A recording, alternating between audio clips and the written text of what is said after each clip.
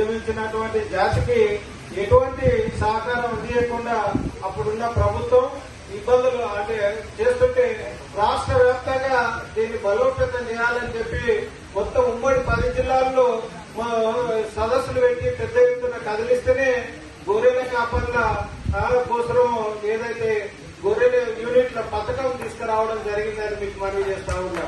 సిద్దిపేటలో పెద్ద బహిరంగ సభ పెట్టి తిట్టు తిడితేనే ఈ రోజు ఉత్తరప్రదేశ్, బీహార్ లాగా ఈ తెలంగాణలో అజయ్ కుమార్ యాదవ్ నాయకత్వంలో ఒక ఉద్యమం బయలుదేరింది. మొత్తం జనాన్ని సమీకరించి కదిలించి ఎక్కడ సమావేశాలు పెట్టిన నల్గొండలో చేపల లింగయ్య యాదవ్ ఆధ్వర్యంలో పెద్ద ఎత్తున టౌనాల్లో ఊరేగింపు చేసి బహిరంగ సభ పెట్టడం జరిగింది. అదేవిధంగా నాగభూషణ యాదవ్ ఆధ్వర్యంలో ఖమ్మంలో పెద్ద ఎత్తున 2000 మందితో ఊరేగింపు చేసి బహిరంగ సభ పెట్టడం జరిగింది. నిజామాబాద్, నల్గొండ, మహబూబ్ నగర్, ఈ రంగారెడ్డి మొత్తం జిల్లాల్లో ఒక బలమైనటువంటి ఉద్యమం తయారయ్యే వరకు ఇదంతా యాదవులంతా ఎక్కడ తీసుకుపోయేటట్టుంది అనే భయంతో ఈ గొర్రెల పథకం పెట్టిండ్రు. ఆ పథకం మనోనే ఉండి 1000 కోట్ల కుంభకోణం చేసి ఈ రోజు మా పథకాన్ని నీరు కాల్చినోడు కూడా మనోడే అని కూడా ఈ సందర్భంగా తెలియజేస్తా ఉన్నా. కాబట్టి ఆ రోజు ఆదిలాబాద్ జిల్లా పోయినాం. ఈరోజు మన గడ్డం శ్రీనివాస్ యాదవ్, దండు శ్రీనివాస్ యాదవ్ అంటాం, ఆయన బండి పెట్టి మొత్తం తిరిగేది మేము. అప్పుడు అట్లాంటి వాళ్ళు గుండె ఆ రోజు ఎవరు బండి పెడతలేరు అని అంటే ఆ మీటింగ్ ఆదిలాబాద్ లో జరగదనుకున్నాం.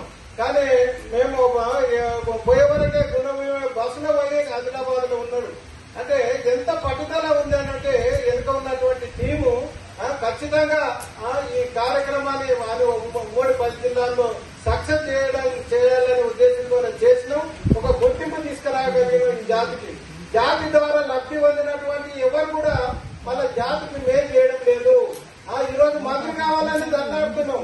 మంత్రిగా ఎమ్మెల్యే అయిన వచ్చి మీటింగ్కి వస్తలేడు, మన మంత్రి అయితే ఏం చేస్తాడని కూడా అడుగుతా ఉన్నాం మిమ్మల్ని. కాబట్టి మంత్రి కావాలంటే ఏం చేసేందుకే మన జాతి ఏమో ఒక తట్టేమో బాధ ఉంది. అన్ని కులాలకు మంత్రి పదవులు వచ్చే మన జాతికి రాకపోయిన బాధ ఉంది. కానీ వచ్చినోడు వాళ్ళు డిమాండ్ గా చూస్తుంటాడు. ఈ రోజు అంజయ్ యాదవ్ ను 2 సార్లు గెలిపించినాం, 3వసారి అదే యాదవ్ ఓడగొట్టి ఏమన్నా ఓడగొట్టి మన జాతి అంటే ఏంటిగా గెలిపిస్తారన్నా? నువ్వు గెలిచినాక 10 ఏళ్ళు ఎమ్మెల్యే చేసి సాధనాల 1 కోటి రూపాయలతో ఒక భవనం కట్టలేకపోతే నువ్వు మళ్ళీ నీకు ఏంటి చేస్తారు ఓట్లు అని అడిగినా. అంటే స్థలం లేకుండా అన్నాను. స్థలం ఉంది, 2 ఎకరాలు ఉండే ఉన్ని సొసైటీది. కుర్వాళ్ళకు 1 ఎకరం, మనకెకరం ఉండే. ఆడ 2 భవనాలు కట్టింటే 500 కంపెనీలు ఉండే ఆడ సాధనాల. ఏ కంపెనీకి చెప్పినా నీకు ఆ సిమెంట్ షీట్ ఊకేసిపోతుంది.